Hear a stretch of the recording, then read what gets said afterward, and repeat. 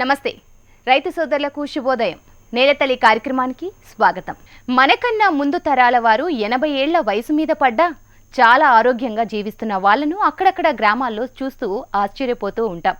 అదేమని అడిగితే మా కాలంలో మేము తిన్న తిండి అలా ఉండేదని పెద్దలు చెప్తూ ఉంటారు. మరి అలాంటి మన ప్రాచీన పంటలు కనుమరుగైపోయాయా? మళ్ళీ వీటికి జీవం పోస్తూ రైతులు చిరుధాన్యాల సాగు మొదలు పెడుతున్నారా? అయితే ఈ చిరుధాన్యాల సాగు పరిస్థితి ఎలా ఉంది? పంట మొదలు నుండి ప్రాసెసింగ్లో వస్తున్న మార్పులపై 2 రాష్ట్రాల రైతుల అనుభవాలతో ఈరోజు నేలతల్లి ప్రత్యేక కథనం.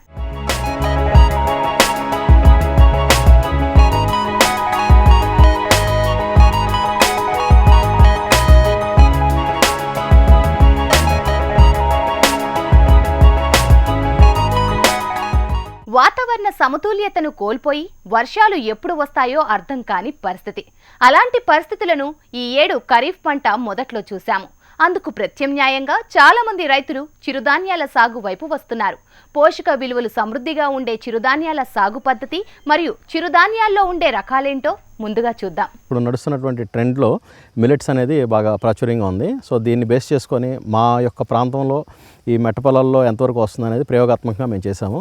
ఇక్కడ చూస్తే ఇది మొత్తం ఒక 2 acres ల్యాండ్ అండి. ఇది మాకున్నటువంటి 10 acresలో ఈ 2 acres ప్యాటర్న్ ఒకటి తీసుకొని ఒక్కొక్క హాఫ్ ఏకర్ ఒక్కొక్క ప్యాటర్న్ వేసాం. అంటే ఒక 40 సెంట్ల నుంచి 50 సెంట్ల దాకా ఒక్కొక్క వెరైటీ అనేదాన్ని వేసాం అనమాట. ఈ ఒక్కొక్క 40 సెంట్ల నుంచి 50 సెంట్ల వ్యవధిలో కొర్రలు ఒక ప్యాటర్న్ వేసామండి. అట్లాగే అంటుకొర్రలు, తర్వాత సామలు, ఓదులు ఇవి వేసాము. అరికెలు అనేది వర్షాధారం పంట కాబట్టి అరికెలు అనే దాన్ని వేయలేదు. ఇక్కడ మీరు చూస్తున్నటువంటిది ఇది ఓదలండి. సో ఈ ఓదలు అనే దానికి మేము చేసినటువంటి ప్రొసీజర్ ఏంటంటే, ముందల నేల మొత్తాన్ని దున్నేసి కల్టివేటర్ ద్వారా ఎదురు బొదురు సాళ్ళు దున్నేసి తర్వాత రోటవేటర్ వేసాము. తర్వాత నేల మొత్తం చదునుగా చేసుకున్న తర్వాత 1 kg విత్తనానికి 10 kgలు ఇసుక, అంటే ఒక దోసెడు విత్తనాలు తీసుకుంటే 10 దోసెళ్ళు మట్టి కలిపామన్నమాట. సో దాన్ని మిక్స్ చేసుకొని ఎదురు బదురు జల్లామన్నమాట. అంటే ముందుల తూర్పు పరమడ జల్లి తర్వాత ఉత్తర దక్షిణాల్లో జల్లాం. సో ఇప్పుడు ఈ నేల మొత్తం మీద కూడా గింజ కనిపించిన తర్వాత లైట్గా ముళ్ళ కంప అనే దాన్ని లైట్గా అలా లాగిన తర్వాత నీళ్లు పెట్టిన తర్వాత మొలక అనేది వచ్చింది. సో దీంట్లో ఈ విత్తన శుద్ధికి అన్న ముందలు ఏం చేయాలంటే దీన్ని 48 గంటలు నానబెట్టాలండి విత్తనాన్ని. అప్పుడే ఈ బీజ కవచం దాని నుంచి మనకి దాని నుంచి మొలక అనేది వస్తుంది. చిరుధాన్యాలకి ఎస్పెషల్లీ చిరుధాన్యాలకి మన ఈ బీజ కవచం అనే దాన్ని బాగా నానితేనే దానికి మనకి పొట్ట అనేది తంతది అనమాట. సో అట్లా 24 hours కన్నా కూడా 48 hours నానబెడితేనే ఇది బీజ కవచం అనేది లైట్గా పొట్ట తంతది. అప్పుడు దాన్ని మనం విత్తన శుద్ధి చేసుకొని ఆరబెట్టి దీన్ని మనం యథ పద్ధతిలో జల్లాలన్నమాట. సో జల్లిన తర్వాత తడిపెట్టిన తర్వాత ఈ వాటరింగ్ తేమ బట్టి మనకు మొలక అనేది వస్తుంది. ఇప్పుడు మా యొక్క అనుభవం ఏంటి అంటే, అసలు రైతుకి ఇది వరం అని చెప్పాలి ఈ చిరుధాన్యాలు. ఎందుకంటే కలుపు సమస్య విపరీతంగా ఉంటుంది. కానీ ఎక్కడ కూడా మనకి కలుపు అనేదాన్ని మేము తీయలేదు. మీకు కింద ఎక్కడ చూసినా సరే విపరీతమైన కలుపు ఉంది ఇందులో. ఈ కలుపుని అధిగమించి ఈ పంట అనేదాన్ని వచ్చిందనమాట. అంటే కింద లోపలంతా కూడా మీకు గడ్డి ఉంది బాగా, కానీ లోపల మాత్రం గడ్డి అలాగే ఉంది. ఎక్కడ కూడా మనం కలుపు నివారణ చర్యలు ఏమీ చేపట్టలేదు. పంట మాత్రం ఎక్సలెంట్గా వచ్చింది. మీరు ఎక్కడ చూసినా సరే ప్రతి కంకి కూడా వరికంకులు వచ్చినట్టుగా వచ్చింది. దీనికి ఎటువంటి తెగుళ్ళు ఇవన్నీ కూడా ఆశించలేదు. ఎక్కడన్నా ఆశించినప్పుడు ఏంటంటే లైట్గా ఇలా ఆకుముడత తెగులు వచ్చింది. సో దీనికి మళ్ళీ పక్కకే స్ప్రెడ్ అవ్వకుండా దీనికి మేము నీమస్త్రం, అగ్నాస్త్రం పిచికారీ చేసి దీన్ని కంట్రోల్ చేయడం జరిగింది. ఈ యొక్క ఆకుముడత ఒకటి, అగ్గి తెగులు ఒకటి, ఈ రెండే బాగా కనిపించినాయి. తర్వాత కాలక్రమేణా మనం చేయాల్సినటువంటి సస్యరక్షణ పరంగా జీవామృతం కానీ, పుల్లటి మజ్జిగ కానీ, పూతపింద దశలు ఇవన్నీ స్ప్రే చేసాం. ప్రస్తుతం మంచి ఆశాజనకంగానే ఉంది. అట్లాగే మేము చేసినటువంటి కొర్రలు, అంటుకొర్రలు వీటన్నిటిని కూడా మొత్తం హార్వెస్ట్ చేసి ప్రజెంట్ స్టోరేజ్ దాంట్లో పెట్టాము. సో దీనికి మేము ఇచ్చేటువంటి అడ్వైజ్ ఏంటంటే, ఫస్ట్ మీ నేలలో ఏ విత్తనం బాగా మొలక శాతం వస్తుందని చూడండి. మేము వేసిన 4 భాగాల్లో కొర్రలు, అంటుకొర్రలు, ఓదులు బాగా వచ్చినాయి. సామలు అనే దాన్ని జర్మినేషన్ అనేది ఓన్లీ 10% వచ్చింది. సో మా నేలకి ఈ 3 సపోర్ట్ చేస్తున్నాయని చెప్పి మేము భావిస్తున్నాం అనమాట. అట్లాగే ఇందులో రైతులు తీసుకోవాల్సిన సస్యరక్షణ ఏంటంటే, వాటరింగ్ అనేది వర్షాధారం అని చెప్పేసి ఇది చెప్తూ ఉంటారు ఈ చిరుధాన్యాలు. అట్లాగే మనకి నీటి సౌకర్యం ఉన్న దగ్గర వాటర్ ఇచ్చుకుంటే రిజల్ట్ ఇంకా బాగా ఉంది. అంటే నెలకు ఒక తడి తప్పున మేము ఇచ్చాము. ఇది 3 తళ్ళు ఇచ్చామండి దీనికి. ఈ 3 తళ్ళు ఇచ్చిన దానికి ఇక్కడ మనకి ఎక్సలెంట్గా ఈ గ్రోత్ అనేది కనిపించింది ఈ ఓదలు అనేదానికి. ఈ జల్లేటప్పుడు కూడా మన విత్తనం వచ్చేసి లైట్గా పొర పైన కవర్ అవ్వాలండి. మళ్ళీ మనం గుర్రులాగామనుకోండి విత్తనం లోపలికి వెళ్ళిపోతుంది, మళ్ళీ మనకు మొలక శాతం అనేది కనిపించదు. అందుకని లైట్గా ఒక ముళ్ళ మండతో లైట్గా అలా పైన జస్ట్ కవర్ ఉన్నట్టుగా కనుక ఉన్నట్లయితే మనకి మొలక శాతం అనేది బాగా వస్తుంది. సో ఇక్కడ మేము చెందినటువంటి అనుభవం ఏంటంటే ఫస్ట్ మామూలుగా జల్లేసి గొర్రెలాగేసాము, మొలక శాతం రాలేదు. సో అప్పుడు మాకు 15 days టైం వేస్ట్ అయింది. అందుకని చిరుధాన్యాలు సాగు చేసే వాళ్ళందరూ కూడా నానబెట్టిన తర్వాత మాత్రమే విత్తనం వేసుకుంటే మంచి రిజల్ట్ అనేది దానికి కనిపిస్తుంది. అట్లాగే ఈ కొర్రల్లో ఇమీడియట్గా గ్రోత్ అనేది బాగా కనిపించిందండి కొర్రల సాగులో. అంటుకొర్రలు ఓదలు వచ్చేసరికి నిదానంగా వచ్చి వాటరింగ్ రెండో తడి ఇచ్చిన తర్వాత ఫాస్ట్ గ్రోత్ అనేది కనిపించింది, ఏది ఓదలు అంటుకొర్రలు. అట్లాగే కలుపు అనేదాన్ని మేము అసలు ఎటువంటి నివారణ చర్యలు చేపట్టలేదు. సో ఆటోమేటిక్గా మీరు చూస్తే ఎక్కడన్నా సరే కలుపు మొత్తం చేలో కింద గడ్డి మొత్తం అంతా కూడా అలాగే ఉంది, కింద మొత్తం అంతా కూడా. సో ఈ గడ్డిలో ఉన్నటువంటి గడ్డి జాతిని అట్లాగే ఉంచి దానికి పైన వచ్చినటువంటి పంట ఈ చిరుధాన్యాలండి. సో ఇది రైతుకి ఒక మంచి ప్లస్ పాయింట్ ఈ పంట, ఎందుకంటే ఎటువంటి కలుపు మందులు కొట్టకుండా గడ్డి అలాగే ఉండి గడ్డిని డామినేట్ చేసుకొని ఈ పంట అనేది అని మనకు కనిపిస్తుంది అనమాట ఈ చిరుధాన్యాల సాగులో. వరి సాగుపై రైతులందరికీ అనుభవం ఉంది, కానీ చిరుధాన్యాల విషయానికి వస్తే ఇప్పటికే చాలా మంది రైతులకు వీటి సాగు చాలా సులభం అన్న విషయం తెలియదు. మరి ఈ సాగుకి ఎలాంటి నేలలు అనుకూలం, ఇందులో ఎలాంటి ఎరువుల్ని వాడుకోవచ్చు, ఇందుకు సంబంధించి రైతుల అనుభవం ఏంటో వారి మాటల్లోనే తెలుసుకుందాం. ట్రావెల్ చేసినా ఏం చేసినా కూడా చాలా వరకు భూములన్నీ బీడు భూములుగా పడి ఉంటున్నాయి. అసలు దాంట్లో గవర్నమెంట్ భూములు ఉన్నాయి, దాంట్లో వాటితో పాటు సాగు కొనేసేసి రియల్ ఎస్టేట్ భూమి కోసం అని చెప్పేసి ట్రేడింగ్ చేస్తూ ఉంటారు చూసినారా. అట్లా పడేసేసి 100 ఎకరాలు పెద్ద పెద్ద వాళ్ళ దగ్గర చాలా వరకు ఉన్నాయి. వీటిని బీడు భూములుగా ఎందుకు ఉంచాలి? ఇప్పుడు ఇట్లాంటి పంటలు వేసుకుంటే మనకు వచ్చే ఇబ్బంది ఏముంది వాళ్ళకి అసలు? దీనికోసం ఏమైనా కష్టపడాలన్నా? ఇప్పుడు మనము మిల్లెట్స్ షార్టేజ్ అని చెప్పేసి మనకి రేట్లు పెరిగేసేసి ఇవన్నీ జరుగుతున్నాయి. అవే కాకుండా అట్లాంటి సిచ్యువేషన్ రాకుండా ఉండాలంటే సిటీ చుట్టుపక్కలనే కొన్ని వేల ఎకరాల బీడు భూములు ఉన్నాయి, ఎంతోమంది పెద్ద పెద్ద వాళ్ళే ఉన్నాయి, గవర్నమెంట్ భూములు ఉన్నాయి. వాటిల్లో మీకు వర్షాకాలం ముందు దున్నేసేసి చల్లేసేయండి, వచ్చిన పంటను తీసేసుకుంటే అయిపోతుంది కదా. దానివల్ల మనకు కావాల్సిన ప్రొడక్షన్ వస్తూ ఉంటుంది, దానివల్ల భూమి సారవంతంగా ఉంటుంది. భూమి మీరు సరే మీకు తర్వాత మీకు అమ్ముకోవాల్సి వచ్చినప్పుడు అమ్ముకుంటే అది వేరే విషయం. అప్పటి వరకు ఖాళీగా ఉంచడం ఎందుకు? మనకి ఈ ప్రొడక్షన్ అనేది మనం పెంచుకుంటూ పోతుంటే మనకు అంటే దానివల్ల ఒకసారి అంటే నాకు మెయిన్ కన్సర్న్ ఏంటంటే ఈ భూములు 100 ఎకరాలు భూములు పెట్టుకొనేసేసి సాగు చేయకుండా నాశనం చేస్తున్న వాళ్ళకు విజ్ఞప్తి ఏంటంటే మీరు ఒక్కసారి మీరు వచ్చి వీకెండ్ వ్యవసాయం ఏ వ్యవసాయం చేయకండి. మీరు వర్షాకాలంలో దున్నిచ్చేసేసి మీకు ఒక 50 ఎకరాలు 100 ఎకరాలు ఎంత ఉంటే అంత దున్నిచ్చేసేసి మీరు మిల్లెట్స్ చల్లేసేయండి. మీకున్న 100 ఎకరాలలో మీకు దున్నించడానికి వచ్చే కాస్ట్ ఎంత ఉంటుంది? చాలా తక్కువనే అవుతుంటుంది. మీరు పెట్టే ఖర్చులలో చాలా తక్కువ ఉంటుంటుంది. మీరు మిల్లెట్స్ చల్లేసేయండి, వాటికి అంతా అవే పెరుగుతాయి. తర్వాత మీరు దాని ముఖం కూడా చూడకండి. హార్వెస్టింగ్ టైం వచ్చినప్పుడు మీ ముఖం చూడండి. మీకు ఆ వ్యవసాయం చేయాలని ఇంట్రెస్ట్ వస్తుందా లేకపోతే ఇంకేం ఇంట్రెస్ట్ వస్తుందా అప్పుడు నిర్ణయించుకోవచ్చు. చాలామంది వీడియోస్లలో యువత ముందుకు వస్తుంది, వ్యవసాయం కోసం ముందుకు వస్తుంది. ఎంత ముందుకు వస్తున్నారో అంతే వెనక్కిపోతున్నారు. అది అయితే వాస్తవం, ఎవరు నమ్మినా నమ్మకపోయినా. ఎందుకు చెప్తున్నానంటే నేను చాలామంది ఎన్నో వీడియోస్ చూసి ఎన్నిటినో చూసేసేసి ఇన్స్పైర్ అయ్యి నేను అన్ని లక్షలు సంపాదించిన నేను లక్షలు సంపాదించడం గురించి నేను చెప్పట్లేదు. మీకు దీంట్లో ఉన్న సాటిస్ఫాక్షన్ మీరు సంపాదించుకోవచ్చు. మీరు మీ ఇంటికి కావాల్సిన మంచి ఫుడ్ను పండించుకుంటూ మీరు సంపాదించుకోవచ్చు. అంటే మనకు లక్షలు సంపాదించాలంటే రాత్రి వ్యవసాయంలో మాత్రం లక్షలు మాత్రం సంపాదించలేరు. అదైతే 100% నేను చెప్తాను.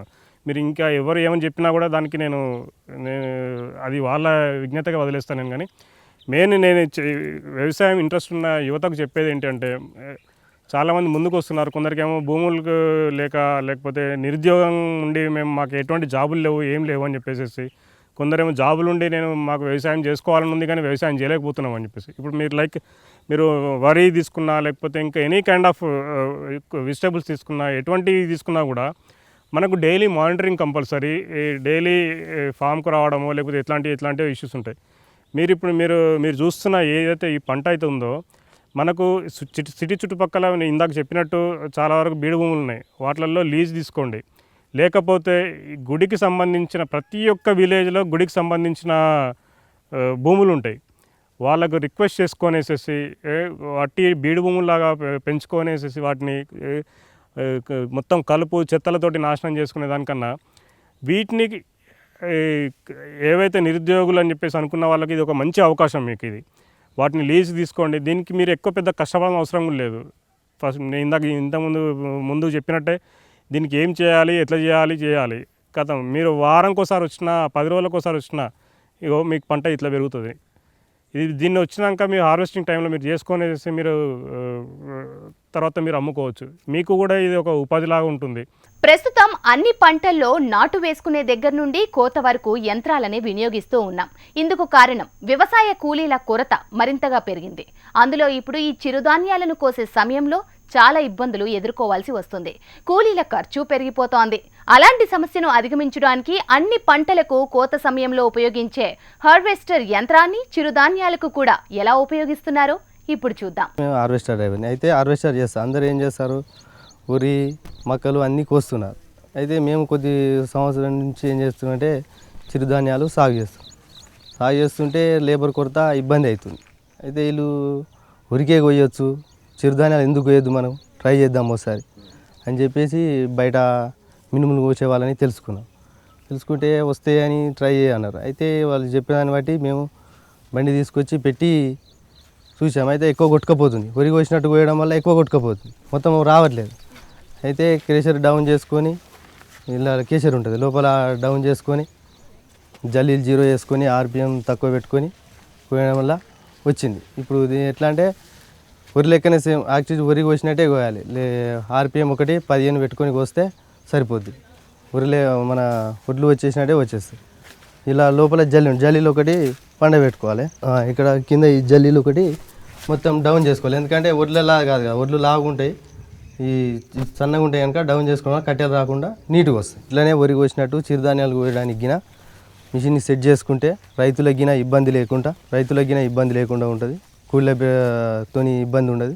కూలీల సమస్యను అధిగమించడానికి హార్వెస్టర్ తోటి చేయాలి అనే తపనతోటి హార్వెస్టర్లో కొన్ని చిన్న మిషనరీలో కొన్ని ఐటమ్స్ను మార్చి ఆ ఆస్పోర్ తగ్గియడము, జల్లి 0 చేయడము, తర్వాత మిషనరీలో దాన్ని క్రషింగ్ చేసే దాంట్లో మిషనరీ స్లోగా చేయడం, వీటిని అన్నిటిని మార్చి. ఎందుకంటే హార్వెస్టింగ్లో కూడా ఈ హార్వెస్టింగ్ తోటి చిరుధాన్యాల కోస్తే రైతులు ఇంకా పెద్ద ఎత్తున చిరుధాన్యాల సాగుకు మొగ్గు చూపుతారు అనే ఆలోచనతోటి హార్వెస్టింగ్ తోటి చేయాలనే ప్రయోగాత్మకంగా హార్వెస్టర్ తోటి కోయడం జరిగింది.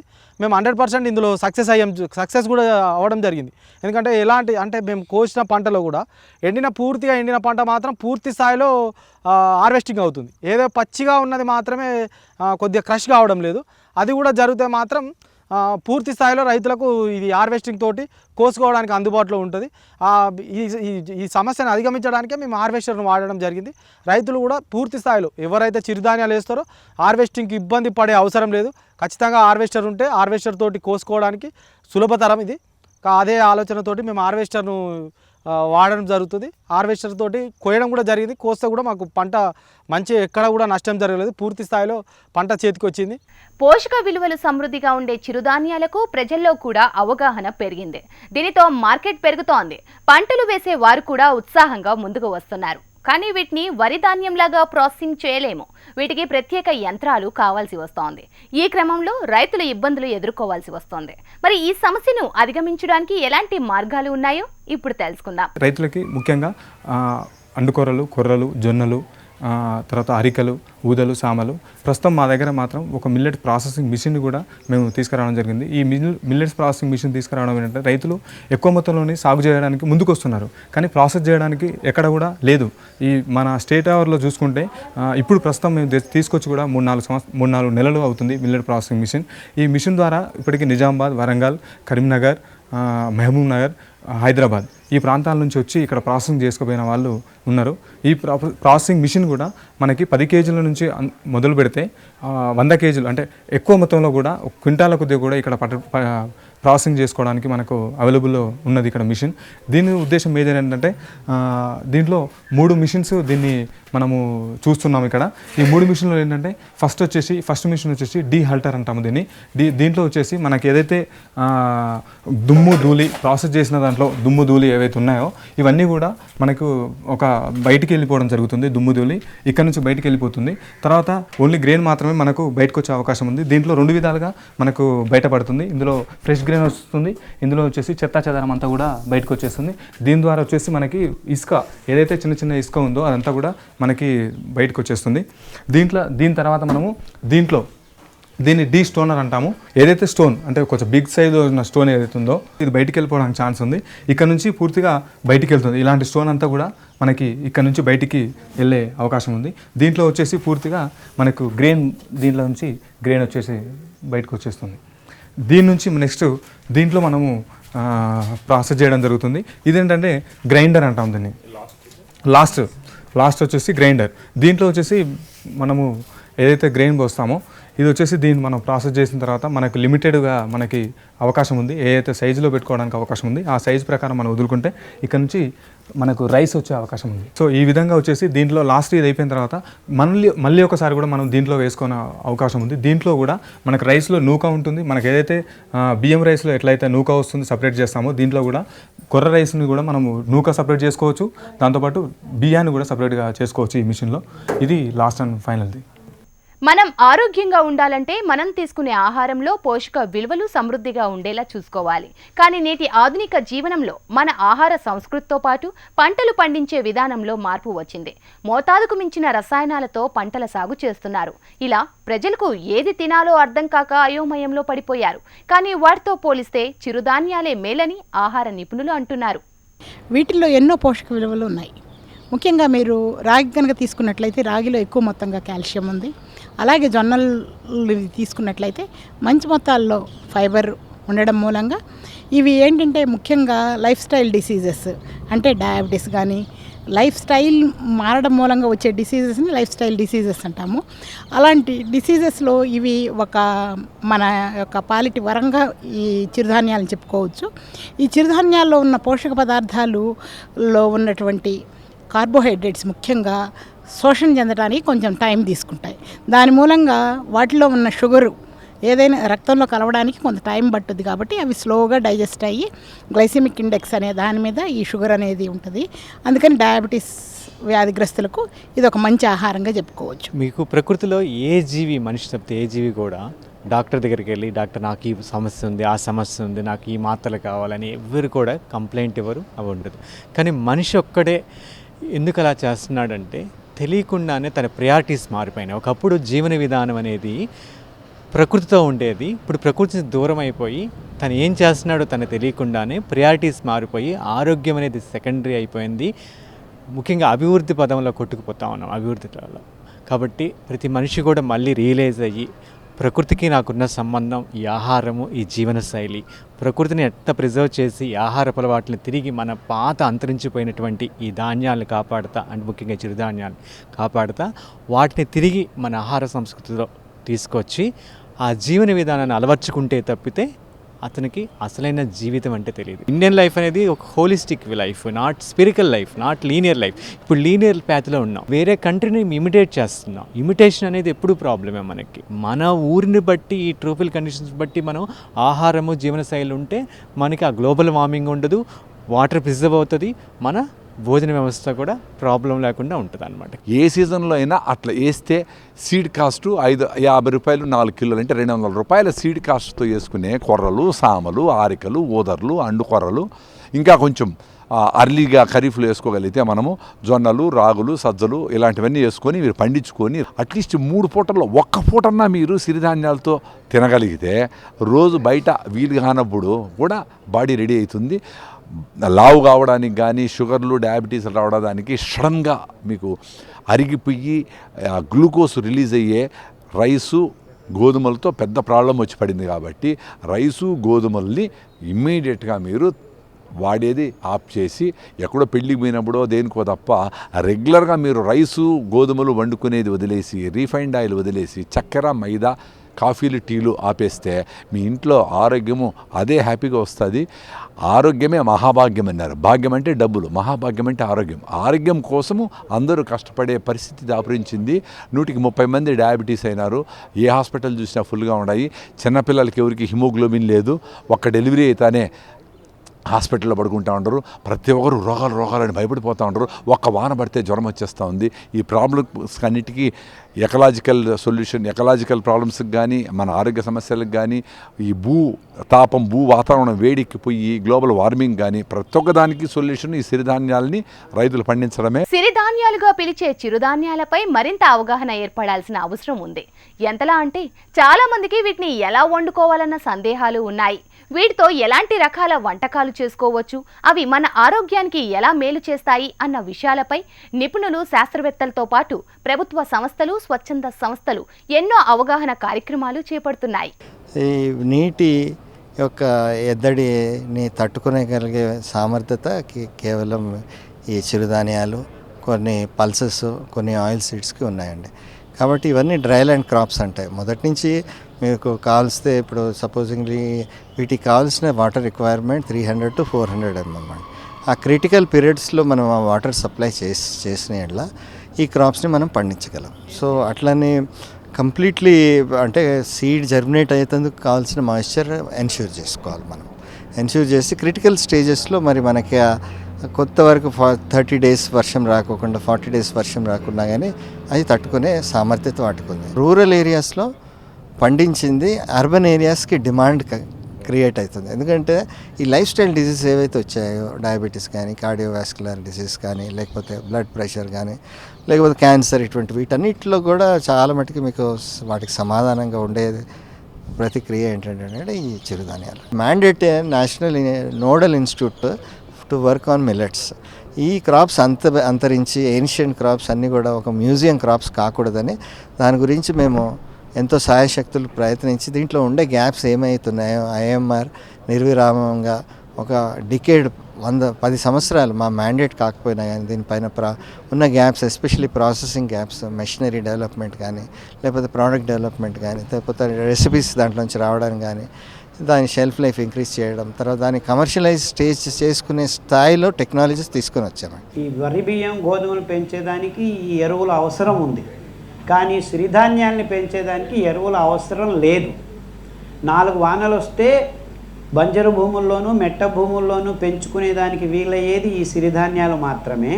దానికి తోడుగా మీరు ఎరువులు వేసినా 8 క్వింటాలు 10 క్వింటాల కంటే ఎక్కువ పెంచేదానికి వీలు కాదు. కానీ సహజ పద్ధతుల్లో చేసుకుంటే 8 నుంచి 10 క్వింటాల వరకు తీసుకోవచ్చు. సిరిధాన్యాల్లో కూడాను అద్భుతమైన ప్రోటీన్లు ఉన్నాయి. మీకు కొర్రల్లో 11% ఉంది. ధాన్యాలతో మీరు మురుకులు, కారాపూరి, నువ్వుల లడ్డు, కొబ్బరి లడ్డు, పల్లీల లడ్డు ఇలాంటివన్నీ ఇంట్లో తయారు చేసి ఇవ్వటం మొదలు పెడితే పిల్లలు తొందరగా కోలుకుంటారని చెప్పేదానికి వీలవుతుంది. ఇంగ్లీష్లో మల్టిపుల్ డిసడ్వాంటేజ్ అంటాము. అటువంటి వాళ్ళు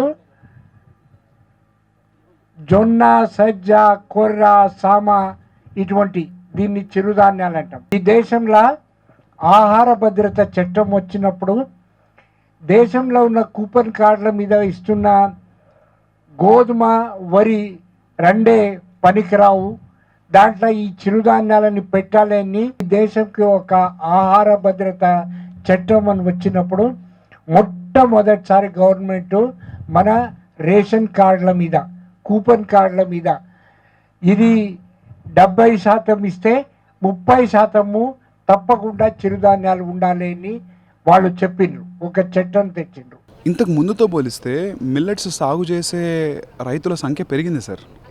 రెండోది, ఈ లాస్ట్ 1 yearలో ఎస్పెషల్లీ సెంట్రల్ గవర్నమెంట్ ఎంఎస్పీ ఎప్పుడైతే పెంచిందో అప్పటి నుంచి మేము కొనే ప్రైస్ ఆల్మోస్ట్ 20% పెరిగింది. సరే, మధ్యలో దళారి తీసుకుంటున్నాడు, కాదని అనట్లా. దళారి తీసుకున్నా సరే రైతుకి వెళ్ళేది కూడా పెరిగింది సార్.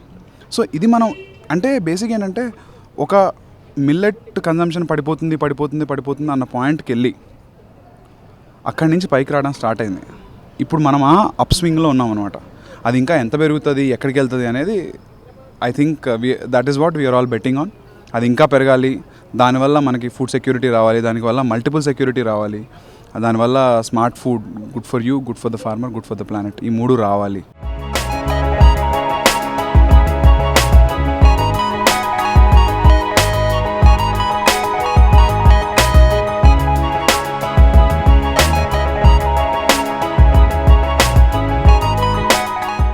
ఇది ఇవాల్టి నేలతల్లి కార్యక్రమం. నమస్తే.